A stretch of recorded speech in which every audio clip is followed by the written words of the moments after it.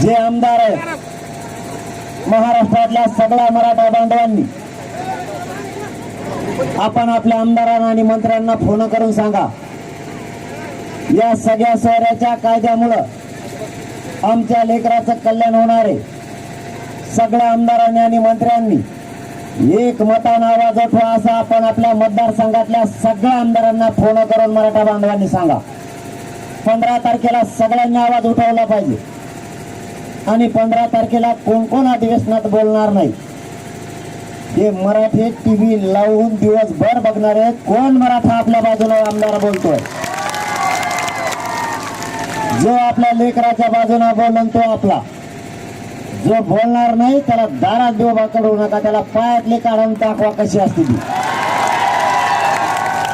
आपल्या लेकरापेक्षा आपल्याला कोणी मोठं नाही आणि या कायद्याची अंमलबजावणी होईपर्यंत पक्षापेक्षा नेत्याला मराठ्यांना आता मोठं मानू नका.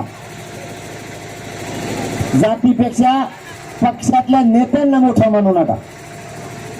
आपले लेकर आणि आपले लेकर मोठे होतील कसे यासाठी आपण प्रयत्न करायचा.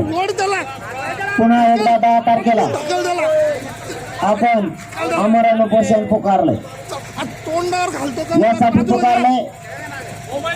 यासाठी आपण आमरण उपोषण पुकारलंय.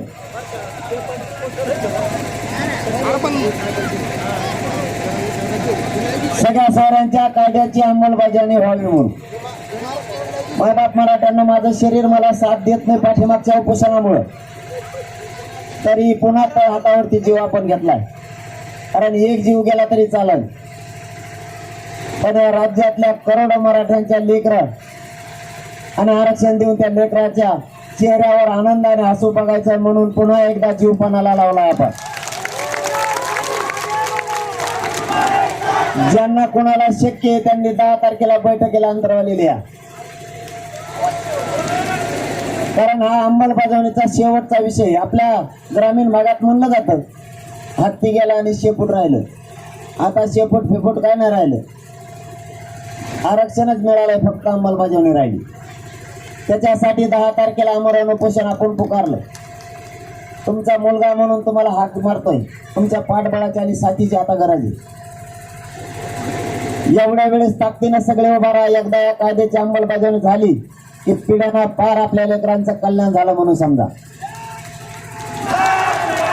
दिंडोरी नगरीसह परिसरातील आणि नाशिक जिल्ह्यातल्या सगळ्या बांधवानं 10 तारखेला होणाऱ्या आमरण उपोषणाच्या पाठीशी ताकदीनं उभा राहा. कारण मी तुमच्या बळावर आणि तुमच्या साथीवर आणि तुमच्या आशीर्वादावर हे उपोषण करतो.